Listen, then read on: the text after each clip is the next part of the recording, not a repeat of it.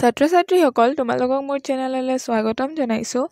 আজি তোমালোকৰ বাবে মই লৈ আহিছোঁ ক্লাছ 10ৰ সাহিত্য চয়নিকাখনৰ প্ৰথম লেচন বৰগীতটোৰ কেইটামান কুৱেশ্যন এনচাৰ। পাৰ্ট 1ত মই কেইটামান দিয়া আছে কুৱেশ্যন এনচাৰ। আজি তাৰ বাকীখিনি কুৱেশ্যন এনচাৰ লৈ আহিছোঁ তোমালোকৰ ওচৰলৈ।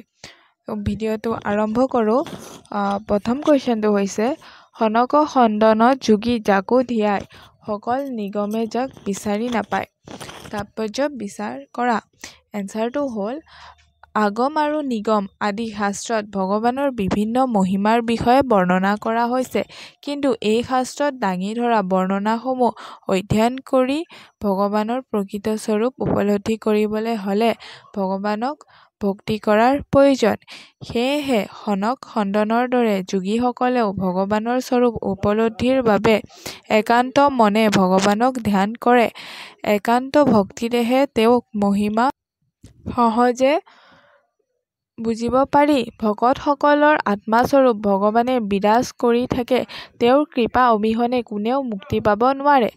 তাৰ পিছৰ কুৱেশ্যনটো হৈছে বৰগীতৰ 4টা লক্ষণৰ বিষয়ে লিখা।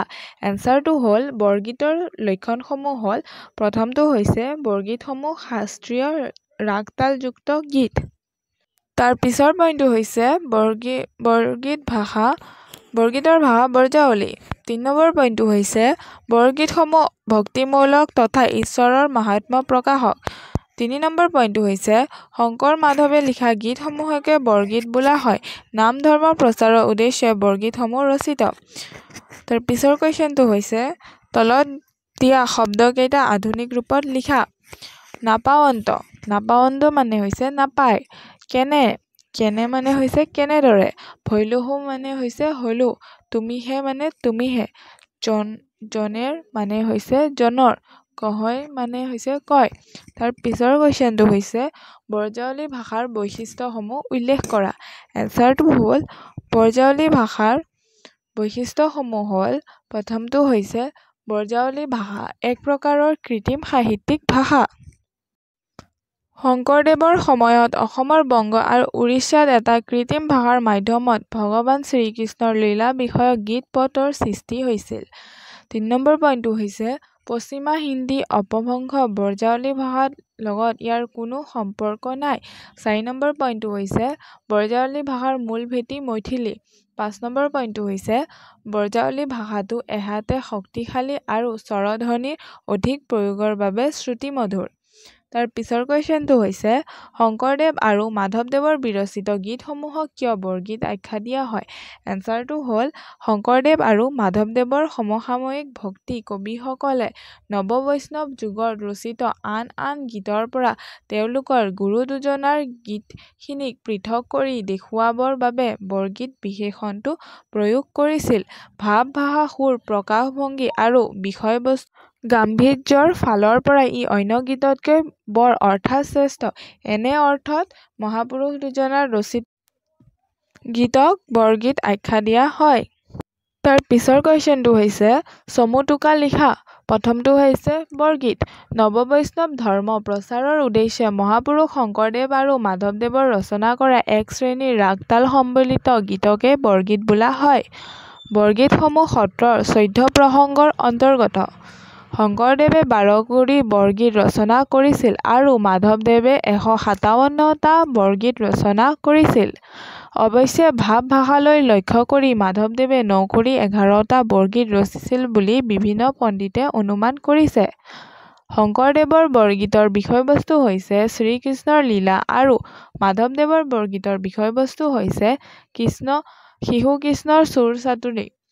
বিষ্ণুৰ অংশৰূপে শ্ৰীকৃষ্ণৰ শ্ৰেষ্ঠত্ব প্ৰতিপাদন কৰি জনসমাজৰ মাজত ভক্তিৰ ৰস বিয়পাই দিয়াই এই বৰগীতসমূহৰ উদ্দেশ্য। বৰগীতসমূহ ইয়াৰ বিষয়বস্তু গাম্ভীৰ্য ভাষা ভাৱ সুৰ আদি বৈশিষ্ট্যসমূহৰ কাৰণেই আন গীততকৈ শ্ৰেষ্ঠ। উল্লেখযোগ্য যে একে ভাৱ আৰু ৰাগ তাল সম্বলিত আন কবিৰ ৰচিত গীতক বৰগীত নোবোলে। তাৰ পিছৰটো হৈছে ব্ৰজাৱলী ভাষা। ব্ৰজাৱলী ভাষা হৈছে কনিষ্ঠতম সৰ্বভাৰতীয় আৰ্য ভাষা। ই কোনো বিশেষ অঞ্চলত প্ৰচলিত ভাষা নহয়, বৰং অসমীয়া মৈথিলী মগধী বা মগহী ভোজপুৰী, উড়িয়া আদি ভাষাৰ সংমিশ্ৰণৰ সৃষ্টি এক প্ৰকাৰৰ কৃত্ৰিম ভাষা। সৰ্বভাৰতীয় আদৰণি লাভ কৰিব বুলিয়ে নৱবৈষ্ণৱ ধৰ্ম প্ৰচাৰক শংকৰদেৱে তেওঁৰ নাট আৰু গীতৰ ব্ৰজাৱলী ভাষা প্ৰয়োগ কৰিছিল। তেওঁৰ অনুকৰণতে মাধৱদেৱেও এই ভাষাৰ গীত-নাট ৰচনা কৰিছিল। গুৰুজনাই ব্ৰজাৱলী ভাষা ব্যৱহাৰ কৰাৰ আন এক কাৰণ হৈছে এই ভাষাটো তুলনামূলকভাৱে আন ভাষাতকৈ কোমল। ব্ৰজাৱলী ভাষাই নিঃসন্দেহে গুৰু দুজনাৰ নাট আৰু গীতৰ গাম্ভীৰ্য প্ৰদান কৰিছিল। তাৰ পিছৰটো হৈছে ভটিমা। ভাট নামৰ এক শ্ৰেণীৰ ভ্ৰাম্যমাণ গায়কে গোৱা গাম্ভীৰ্যসূচক প্ৰশস্তি গীতবোৰেই হৈছে ভটিমা। শংকৰদেৱে নৱবৈষ্ণৱ ধৰ্ম প্ৰচাৰৰ উদ্দেশ্যে তিনি প্ৰকাৰৰ ভটিমা ৰচনা কৰিছিল: ভাট ভটিমা, দেৱ ভটিমা আৰু ৰাস ভটিমা। নাটৰ আৰম্ভণি আৰু শেষত গোৱা ভটিমাই নাট ভটিমা। দেৱ ভটিমাত দেৱতাৰ প্ৰশস্তি আৰু ৰাস ভটিমাত ৰজাৰ গুণ-গৰিমা বৰ্ণনা কৰা হয়। এই তিনি শ্ৰেণীৰ লগতে মাধৱদেৱে আৰু এক শ্ৰেণীৰ ভটিমা ৰচনা কৰিছিল, সেয়ে হৈছে গুৰু ভটিমা। মাধৱদেৱে তেওঁৰ গুৰু শংকৰদেৱৰ প্ৰশস্তি কৰি গাইছিল বিখ্যাত গুৰু ভটিমা: জয় গুৰু শংকৰ সৰ্বগুণাকৰ, যাকেৰি নাহিকে উপাম। ধন্যবাদ।